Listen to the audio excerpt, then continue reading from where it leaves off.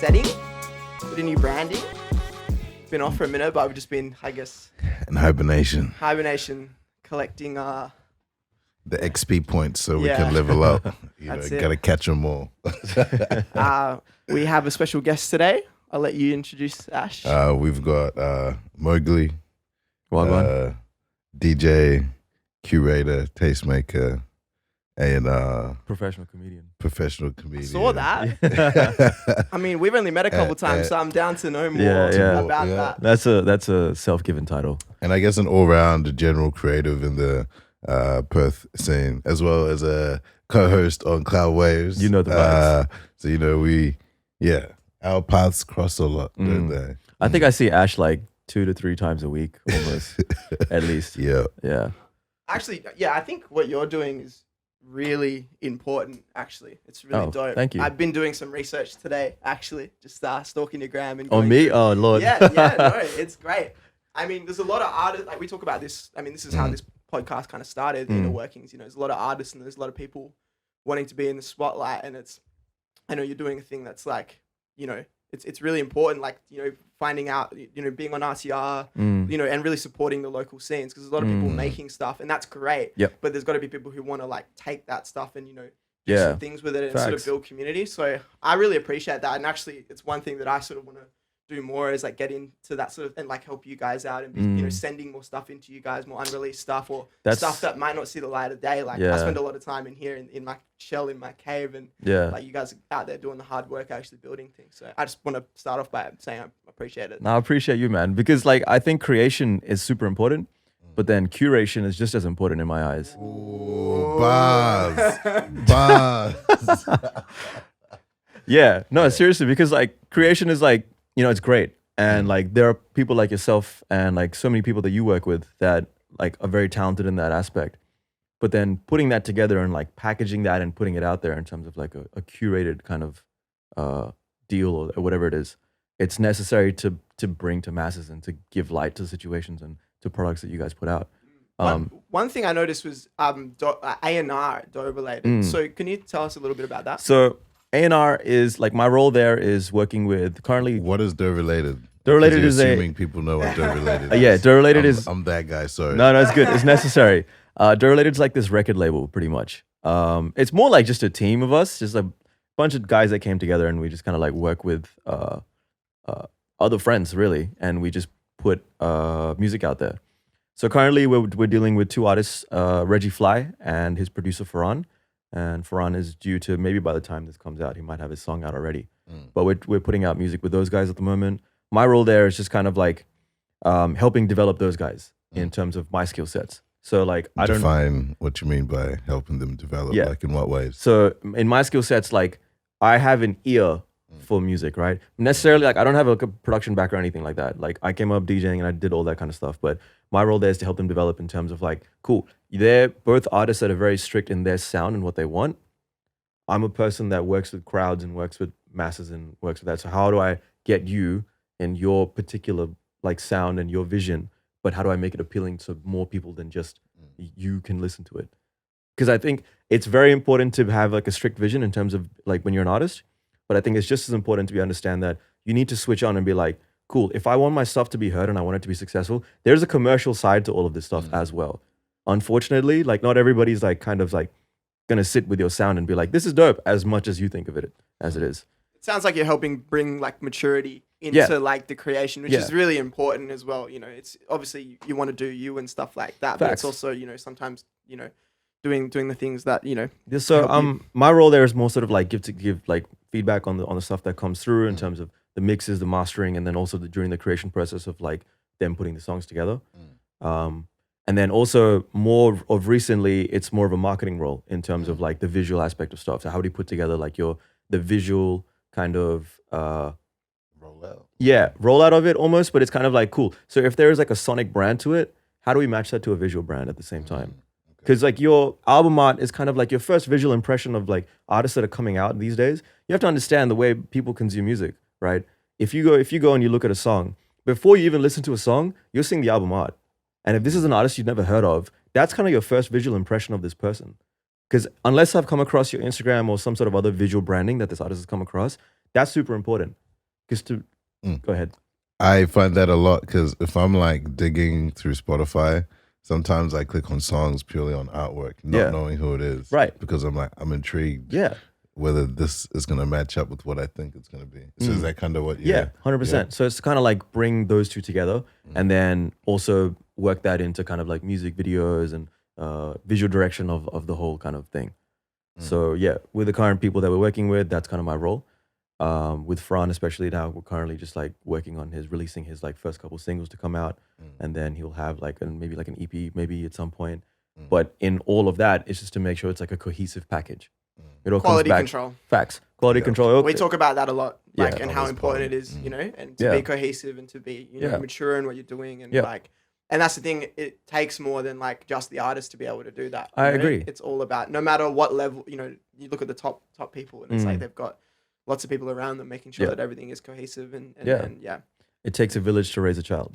Amen. So would you say you are doing a little bit of because you say you give feedback on mixing and mastering, would you say that you're doing a little bit of executive production, or is that something you'd want to... Man, if you want to call it that. I don't I don't know the labels behind most of this stuff, I'm not gonna lie. Like I'm the professional homie. Like I'll come through and I'll be like all right, I think that sounds better than this, maybe you should change that. I know if I was to play this in the club, you're executive producing, that's what it is. There you go. Cool. All right, that's what's up. I'm big on like I want that to be like more of a thing. Yeah, like I want people to recognize like that more. I don't know. I think it's, you know, it's something I want to do. Like, because obviously I do like a lot of hands-on production, but I'm now looking at like artists now, like even that coming out of Level Studio that have, you know, Sheldon and they have, you know, producers and stuff, and I'm like, well, I don't know, maybe it would be more of a vibe for me to go in on terms of like, oh, I can just maybe help move the songs around and do executive production and stuff. Yeah.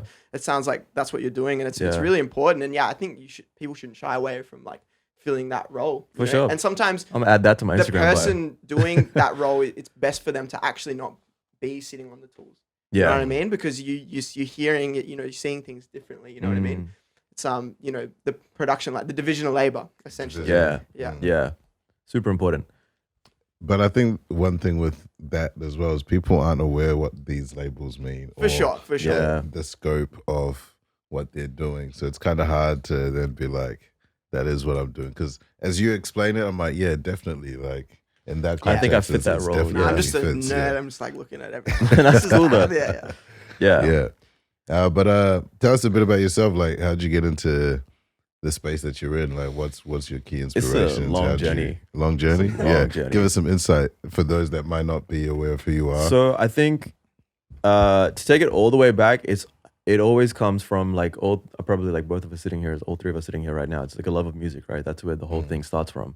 It's like you sit there as like whenever age you got into music, 6, 7, 8, 9, 10-year-old, and you're like, this shit's fire. No matter what it is. It's just, it could be like you just trying to hit piano keynotes or like a drum, or like you just listen to something and you're like, why the fuck does this resonate with me so much? Right? Because as a kid, you don't really analyze the whole thing. You don't have that much self-awareness to sit down and be like, oh, I don't know why this shit is like, I just like 50 Cent. I don't know why. Right? I shouldn't resonate. As a 10-year-old, nothing about 50 Cent should resonate with me. Because you can't relate. You're like, right. I haven't been shot. But sure as hell, I'll be sitting as like an 11-year-old and be like, this Candy Shop track is fire. Yeah. You know what I mean? Not knowing what, Yeah, I have no idea what I was singing. It was 21 questions for me. I'm not gonna lie, right? Yeah. So like, as a kid, that's always been there in my life. And my parents are also like quite heavy into music. I think that's another important thing you find with most people that have like 100. come into it. It comes up from like a very young age. But funny enough, my musical like real tastes were rooted in like Bollywood and like that kind of stuff when I was a real small child. That's like 4 or 5 years old. Yeah. Right? Because like I spoke fluent Hindi as a kid.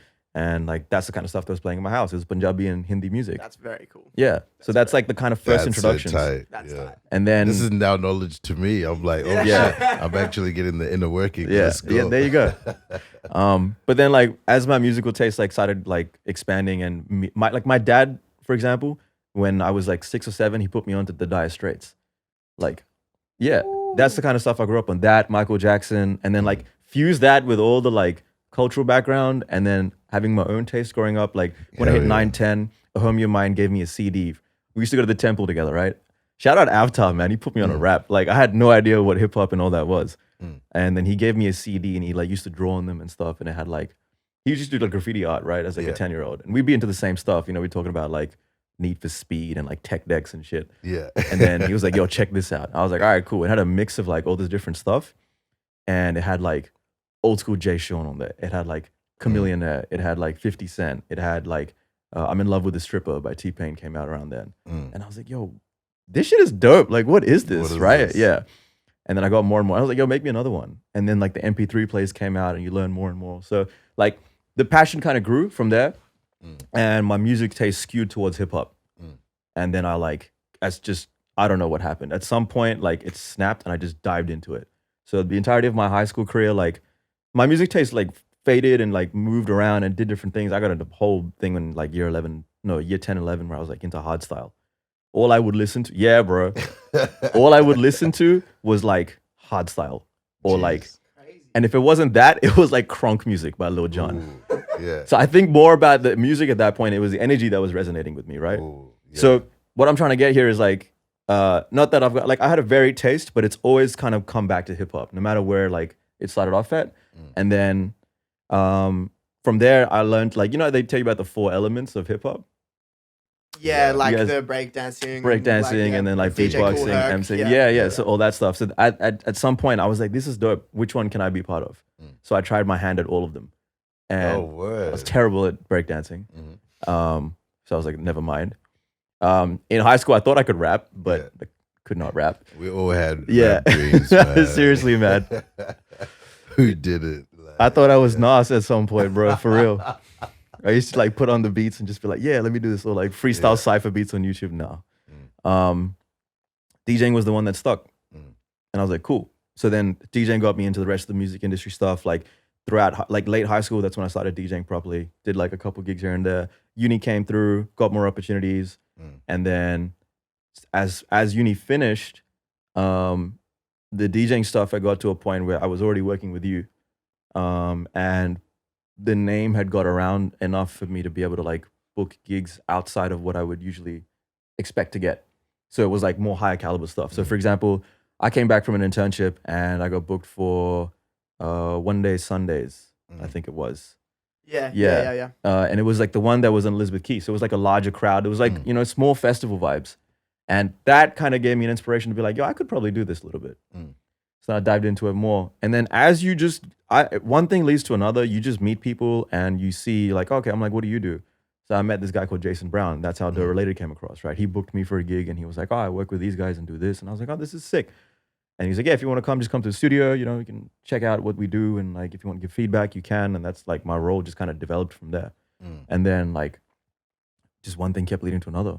I think another thing in this creative industry is like, you can't ever get like, you can't just do one thing anymore.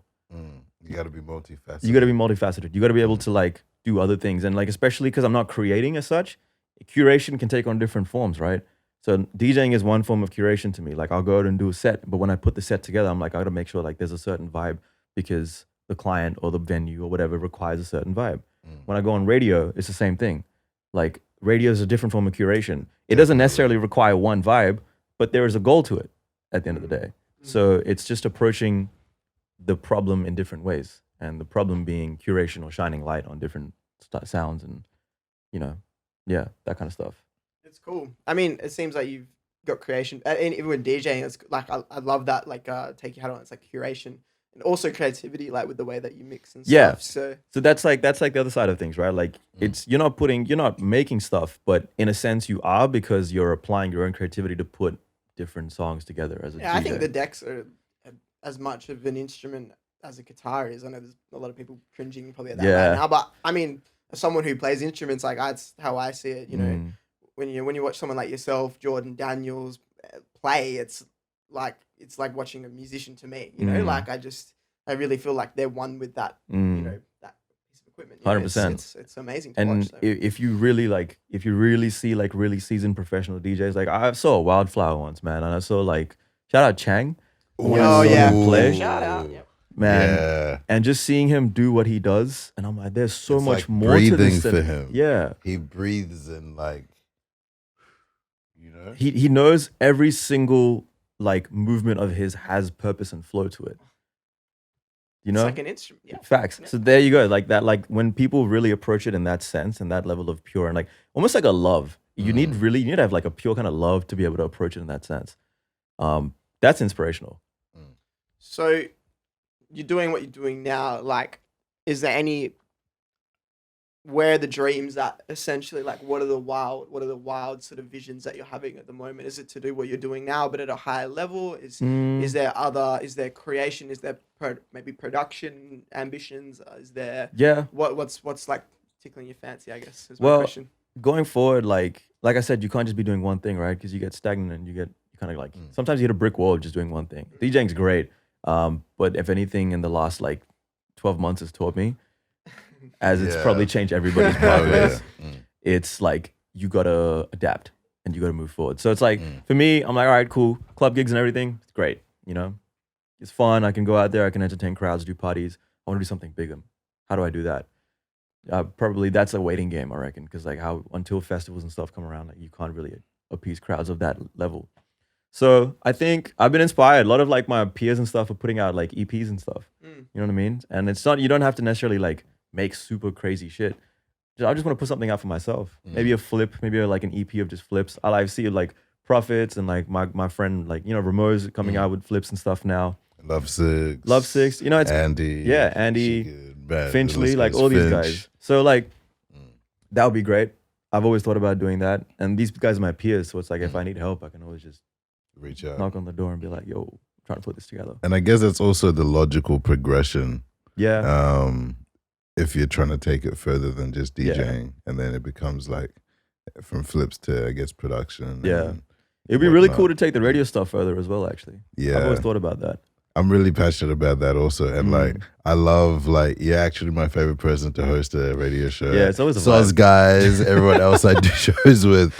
But there's just like when me and him are in the studio, it's kind of like free for all. And it's like, he'll play something and I'll get inspired and I'll see if I have something in the stash. And it's kind of like a free flow of energy, just like love and like passion of music. And it's like, while the songs is playing, I'm getting like the back, you know, behind the scenes. He'll tell me like how I came Omar across X the track. guy, like just giving me like, it's just like it gives us an excuse to dig for music and like passionately play what we would love to hear on radio. Yeah. Last time I was that feels so good to hear. Oh my God. Yeah, last time I was with this guy in the studio, he like gave me a whole rundown on the history of like Amapiano. Like I'm not like super knowledgeable on that, right? Like I don't know that much about it. And then he was like telling me about this guy and where it comes from and then how it like transcends across Africa and like now it doesnnn't sound like whatever his own opinions on it and stuff. Like it's that's deep. Dope. I love that because I'm like, I can relate to that, but just on the other side of the globe. You know what I mean? Yeah, crazy. Yeah, it's actually interesting coming back to because you say that you're like a lot of your upbringing was like really young was like Bollywood and that sort of because that's very like percussion based as well. So it's interesting like that's a lot of rhythmic like that the rhythm is actually language in that sense. So it's interesting that you gravitated towards hip hop. It makes a lot of sense. You know. Yeah, percussion has always been something very strong. I've noticed like if you look back and if I analyze all my like taste in music especially. It's always been driven by like drums and percussion. By rhythm. How would you define your taste or like your sound as a DJ difficult. selector? It's very difficult. I haven't actually thought about that. Maybe you could like. Sometimes it's best not to. Yeah. I don't like putting like a stamp on it sometimes because I'm like sometimes I feel like this, but tomorrow I might wake up and feel like that. Like and there could be two polar opposites. So for DJs that are up and coming or you know, just starting out, what advice can you give to them in terms of your approach and I guess the pros and cons to having that type of an approach and whether or not that might affect how they get gigs in future? So first, self-awareness. It's the number one thing I preach to all artists, no matter what you try to do. Another big word on this pod. Yeah, self-awareness is so key. Huge. You need to know like, firstly, who you are and like what you kind of like and all that stuff. Because I really believe like if you don't like it, then don't do it.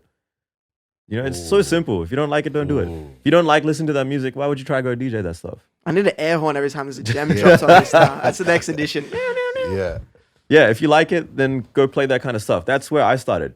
I'd only played like hip hop stuff or only played like stuff when I first started DJing because that's what I liked. Now I've expanded my music taste after like, you know, getting more into music. Now like I'm prepping tonight to do a reggaeton gig. And I only got into reggaeton after I went to South America.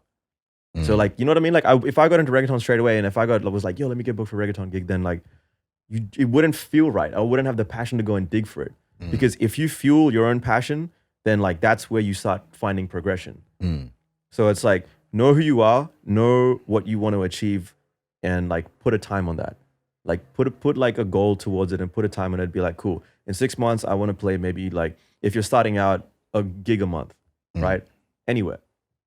And then just be like, all right, cool. But I want to make sure that I want to play this kind of music at these gigs. And now the reason I say this is because just as important as it is to like know your passion, that's also your brand you're setting up for yourself. So there's a professional like side to this whole thing. There's like the other side of the coin is like, cool, be passionate and have like the love for music and all that. But then if you want to come out there and you're trying to book yourself, remember everything is an impression. Because as a DJ, like you're only good as your last gig. Like you need to go out there and like if you're not, promoters are out there and if you like, can I swear on this point? Are we? Yeah. Cool. All right, cool. Yeah, if you fuck up your gig, then like people are gonna look at you different. Yeah, like I'm that promoter. Yeah, that's actually something that I got off this guy mostly because I'm like I've seen him and like the criticism he has for some of the people that I work with and sometimes myself as well, and I'm like, okay, cool. That is so important. Sorry to interject, but that's like so important because it's quality control. Yeah, you know, and it's holding people accountable to a certain standard. You know, and it's like whether that's DJing or whether that's music or whatever, it's so important. Yeah. So if firstly you're passionate about it, you'll be good at it because you want to be good at it. And then if you're good at it, you put a good product out. And if you put a good product out, it's good branding. Automatically. Because like everything for a DJ, you don't have like your mixtapes and stuff, cool. Like that's great. Everybody can make a mixtape in their bedroom because you can re-record that shit 3,000 times and make it perfect, right? But if you're doing a live show, you only get one shot. You fuck that transition up or you fuck up your selection for the night or whatever it is, like you've already made like a bad impression. It's showtime. And you have to remember when you're starting out, you have no name behind you. So there's no like, to a point, there's no trust in you because no one knows who you are. No one can come and be like, yo, I've seen this guy play before. I know he's sick. All you have is your homie at the back being like, no, he's my homie. I know he's sick, right? That's great. But it's different when you have people that are actually like, be like, I want to come out and see your show because I heard you're really good. And these are strangers. You know what I mean? That's where like that takes it to a different level because now you have like trust in your brand. So start with passion, put work into your product, and then those two combined will lead to a good product. And then when you put the product out, it leads to a trust in your brand. From your experience, right? Because I don't consider myself a DJ yet. Okay. But because I have a lot of people that do ask me this question, but I don't know how to help them because I'm not from that background initially. How to break through, how to get that first initial gig, because it's tough. Yeah, it is tough. What are things that I know what I look for when I'm about to book someone new? Like I'll go listen to them if they are currently on the circuit, or I'll dig their socials, their SoundClouds, their Mixclouds, because if you're gonna put in effort to put something up, I know you've tried recording that at least 10 times, you know, before you put your work out there. So it's like the fact that you're even trying to put it out there shows that you actually care about it. So already that's a tick because there's hundreds of DJs. There is. But it's like who actually loves what they're doing and who's actually playing stuff that they love playing, and that separates them. Yeah. Now, breaking through, how did you get through that? Actually, sorry, to rephrase that question, that's part one, and then part two, because you kind of have to do the same when you try to translate to different sounds and genres. Like you said, you got a reggaeton gig. Some DJs are stuck as hip hop DJs or this DJ or this DJ. So that breakthrough of like translating to a different scene or different market or even into the scene, what are some ideas and advice you can give? Long-winded, but yeah. I think above all else, it really just depends on where you're based. If we're talking Perth, because I've had the most experience in Perth, so I can tell you like from what I know in terms of Perth, right? Networking is key. Okay. Networking is key. Like it's a lot of the game, and I'm gonna be very real, a lot of the game is about who you know. Like you need to know people, you need to know like it's all well and dandy to have like a great technical product. Like if you can go on the decks and absolutely smash it, that's fucking sick. You're already like better than 70% of the people there, right? But if nobody knows who you are, then it's hard for you to kind of get out there. So and also you have to be liked. So don't be a dick. Yes. Is also really important. But I mean, like if you already value networking, then you should know that like that should be like ground zero for most people as well, I feel. Just don't be a dick. It should be like, unfortunately, I don't know, bro. Yeah, I don't know why that isn't like a industry standard thing. Right, yeah, it is. Just some people miss it. I think. I don't know, so. Breaking through is so for example, if like I was trying to when I was trying to get reggaeton gigs, right? The only reason I kind of picked that up is because I came back from South America, and I started infusing that sound into like sets that weren't necessarily strictly reggaeton. But I knew that the promoter who was booking me for that stuff wouldn't mind that if I put that in because the flavor was kind of there. So it was kind of just, it came together on its own. Reload. But I'd say network in a sense that be smart about who or how you're approaching people. I'm good, thank you. Yes. Be smart about how you're approaching people. So trust is a big thing. Now, if you like if someone's gonna vouch for you and stuff like someone's gonna vouch for you, that's big, right? Because I know how much weight, for example, now Ash carries in terms of like the people that he can talk to and what that could do for me. I'm 100% aware of that because you know, that's huge. Yeah. And understanding like it's not leverage as such, but it's like if I'm on my game always and I'm putting product out there, he's got no reason to not go and vouch for me somewhere. You know what I mean? Facts. Like, if you're in a position, and like that's the same for me. Like for example, like I teach students at the institute, right? Like I do instructions, I do lessons. DJ instruction. Yes, let's touch on that. So a lot of the times, like my students ask me the same question. They're like, you know, like, why are you doing this course? They're like, I want to get gigs. I was like, can you DJ? You know, like, and they're like, yeah, I guess. And then they do some stuff. I'm like, all right, cool. You can kind of DJ, but we can work with you. You know what I mean? And then if I sit there and like, for example, I've taught 4 students now because they all do one-on-one lessons, right? Out of them, man, I hope none of them are watching this right now. Out of them, I know 2 of them that I could confidently put in like a club environment and they'd be like killer. Not in the same space as me because they're all into like house and D&B and stuff, which is great. But I know that like I can vouch for them and my name will be like, I won't feel away about it. I won't be like, damn, I hope they did all right or this or that. And like, you feel comfortable putting their name forward because I don't mind putting my stamp on it and being like, yo, you can trust me and all that. And then I know the promoter's going to come back to me and be like, yep, cool, they did a good job. They're not going to come back and be like, bro, this guy fucked the whole night up, et cetera, et cetera. So networking is great. And I'd say breaking through would also involve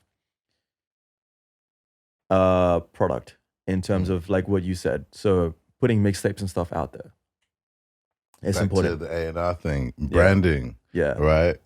If you want to get gigs, make sure you at least have a platform where people know you play. Yeah. You know what I mean? You can't just go personally to me and be, oh yeah, I DJ. And I'm like, cool, where do you play? Yeah. My bedroom. Oh, do you have any mixes? What's the link? Oh, I don't have anything out. So I should book you because you DJ. How can I then like measure up? You know what I mean? Yeah. I'd say branding is another huge thing, but it's in the sense that like position yourself to be someone who should be booked. And like, for example, like the blueprint I could lay out for you right now, right? If I was coming up and I'd go to the club where I want to play, I'd see the DJs there, then I'd be like, cool, maybe let's learn some background about these DJs and their story and what they do. And then I'd see, okay, cool. So if I was to stalk myself, for example, going back, right? I'd be like, all right, cool. He plays at the Manor quite regularly and he plays on RTR every now and then. And I see on RTR that sometimes like they get DJs to come do their thing. Maybe I'll reach out or shoot an email. Now all of a sudden you're on my radar. I'm not gonna look at an email and be like, oh, fuck this guy. Well, hell no. Like if you're dope and you send me a dope product, I'm like, hell yeah, let me see how I can put you on. Right? That's what it's at. That's what it's at. A lot of these people don't assume that just because like someone's on like a certain level platform, whatever, you need to be a certain thing. If you're dope, people recognize it. It's dope. Yeah. Like so I'd go back, look where the DJs are playing at that you want to like play at, see what they're doing and what moves they're making, and start like almost emulating it to a point. Like put out a mixtape, put out like a go DM somebody, go like, it's all about work really. Go DM somebody, go find out like, all right, cool. If Mowgli's playing at Manor, how's he getting booked at Manor? Oh, this guy called Ash Maz is the guy that does all the bookings, right? It's Dupes. Okay, now okay, sure, Dupes. I'm pretty sure I came in through you. But that was Tiwp. Yeah. But yeah. Busy man. Yeah, he's doing different Division of things labor, these baby. days. And then so then like start DMing, start putting out work, start putting out mixtapes, and then your visual brand is super important. You know, my first impression of you again is gonna be probably through social media or a mixtape or something, right? Like, yeah, I think it's very important to. I think a good way to just be able to emulate what you see or who you want to be like. One thing I want to touch on is it's important to go to the gigs that you want to play at. Yeah, I was about to say. For sure. Otherwise, how are you going to know what to play at that gig? Agreed. Because that's one thing that me and Dave, when we get sent mixes, and it's like we're very active and are very like aware of who comes to most of our gigs in and out. We try to figure out what the base community is. So it's like if I see a familiar face over and over again, and then I find out that they DJ and they're frequenting this spot, and I'm like, so they know what it sounds like. They know what to expect here. They know what the crowd likes because they're a part of the crowd. So if I was to put you on a set, it wouldn't be a foreign expectation for you to know what to play. You'd kind of have an idea what to play, but you'd put your own sauce to it. So like you were saying, you're not reinventing the wheel, but you're putting your spin. But it's so important though, because they obviously like, and especially with your events, you know, you put so much time into making it a vibe, you know, and there to be like sort of a cultural effect or whatever. That, yeah, of course, if you're going to be playing that, you need to have been there, you know, at least 5 times. Like if I was to play an event of yours, I would want to go to it, you know, at least a handful of times. I mean, Wildflower was probably one exception, but if to say for whatever reason, if I was to play Manor, I would feel so nervous unless I'd been there like 5 or 6 times. And I think the general theme on this is like, you have to show that you're about it, really. Yeah. Like, that's the general thing. Really you gotta love it. You gotta love it. And you can I don't know, for me, I can tell because I'm first a fan or a consumer, then I'm the promoter. 100%. Because it's like 100%. If I was to walk into this space and it's my first time, and this is like every time we open doors, regardless what it is, I always imagine this is like someone's first time coming in. What's the experience they're having at the door? What's the experience they're having inside? How's the night flowing? How are they going to feel in the space? Right? I forgot where I'm going with this. We're talking about breaking through. Breaking through. Now, before that. Being about it. Being about it. Yeah. So it's like once you're in there and you're in that space and you're consumed, it might be a foreign thing or a foreign sound, but when you love it and you're passionate about it, it exuberates through when you then play it. Facts. And it's an energy you give off, and it's like it's undeniable once someone who's able to recognize it, and like yourself, you know. You can just connect with people like way better that way. Because if you like, if you approach somebody on some business shit and you're like, yo, I want to DJ for you and I do this and that, that's great. But like, if you come here and like, yo, do you hear that new album? This, that. I'm like, oh, cool. Yo, it hits different. It hits different. Yeah, that sums it up, really. You know what I mean? Like, you're totally about it. Yeah, professional side of shit, super important. I get it. You know, this is an industry. You want to make an impression. You want to like work and all that stuff. Great. But like, don't let the hustle get in the way of the art. You know, like connect with the person first. Like again, at the end of the day, we're all just people. Like, I haven't met you too many times before. Like twice, probably. Yeah, right. But at the same time, like, I already feel connected to you through music and just by the people you know and the kind of stuff. Like, well, I don't know who you were playing before, but that was dope. Just that was Dylan. Yeah. Was putting me on. Dope. And that's dope. You're gonna hear that on RTR. You see what I'm saying? Like that kind of stuff. Like already, that's the whole thing that brings everybody together. It is the music at the end of the day. It's about the connection through it. And I feel another thing. I guess to break through, promoters are always listening. We're always looking for the next thing because it's like we know we need to keep things fresh. We know we need to keep things going and like giving you opportunities because it gets stale. Yeah.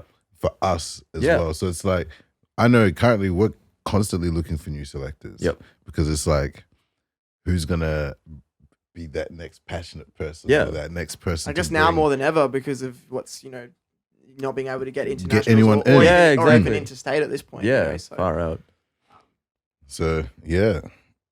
Any extra points? Where do you see yourself going in the next, I guess, man, it would be cool. 24 months. It would be cool to work with like larger, I guess, artists. That'd be a great thing that I'd love to work with. I'd like to expand on my skill sets in terms of like marketing and stuff like that a lot as well. I'd like to take my when you say larger artists, like here or just in general, or here would be great. Okay. I'd love to work with more artists in general. It's good to know. Yeah. In what capacity? In the marketing capacity. Okay. Cool, and cool. Yeah. Good to know. Stuff. Yeah. Like, that's kind of what I'm looking for. Perfect. So let's chat later. We'll chat after. Yeah. For sure. Yeah. Podcast me too. Yeah. Yeah. And then push my skill set a bit more and be able to like create a bigger platform for myself to do what I do, but on a larger scale. I see, because I like I said, like the whole emulation aspect of things, people that I look up to and people that I look and I'm like, cool, that's a cool career pathway that they've taken up. That's something that I could do for myself. But you take that and then you adapt it and mold it so it just kind of fits your own kind of goals at the same time, right? People like Joe K, people like people like Shantan on Triple J. Yeah, facts. You know, shout out Shantan. Shout out. Facts. Like he puts on the culture he puts so on heavy, so man. much, right? Like, and like I think he deserves way more recognition for what he does for like our part culture. of the reason why I wanted to get on radio is seeing local guys, seeing Aslan put on Perth local artists, seeing Shantan, someone from Lord knows Laos, put out something nice. He's always listening, and he's there to educate. And like I feel that's what's really important because the passion's there, and it's like, it shines through. Yeah, I just want to touch on because emulating is a very specific choice of word, and I just think I don't want people to look at that and feel like you're saying copying because it's not that. No. Like I'm in the same boat right now. Like in terms of emulation, I totally connect with that because I'm looking at like Taz Taylor and like Internet Money. I'm like, that's like where I'm like, and it's not like I'm gonna copy exactly what Internet Money is doing. It's like the path of inspiration. Yes. If that makes sense. It's like that energy. Yes. I want to follow that energy. You know? Pull out like almost like the blueprint and then you adapt it. You adapt it to suit your own kind of goals and like your own aspirations and make that work for yourself. Like someone I can definitely see I'd love to like, you guys know Miles Medina? Miles, yes, the DJ and the producer. I know Miles Medina. He's so sick. I heard that name, but I'll put you on later. Yeah. He's so sick. I'd love to do what he does in terms of like he just throws parties and like he just like develops his skill set and does like cool edits and stuff and creates like this kind of personality. Another guy like Joe K, obviously, you know, from the selection camp. Majority of those guys on selection camp are like huge inspiration for myself. 100. So I see what they do and I see how they go about doing their things and I'm like, cool. That gives me ideas as to how I can push my my product, I guess, or whatever I do on a higher platform. I want to do what I do, but on a bigger scale. It's just more sort of growth and elevating. Yes. You're saying, and I think that just comes with experience and it comes with just putting in the hours at this point. Sheesh. On that note, I feel like we just all ended on the same energy there. Yeah, on the same energy. Where can people find you? Plug yourself. Instagram, Facebook, SoundCloud, at Mowgli the DJ. MOWGLITHE DJ. I'm on TikTok as well. I'm trying, man. This shit's hard. I don't know. I can't connect with these kids, bro. I'm too old. Can't be doing the fucking and all that shit. But yeah, all social media platforms and SoundCloud and Mixcloud. MOWGLITHE DJ RTRFM. Any big things coming up you want to plug in? You're excited about or people to look out for? Is this going to be out before or after Hive? When is Hive? August 13th. Yeah.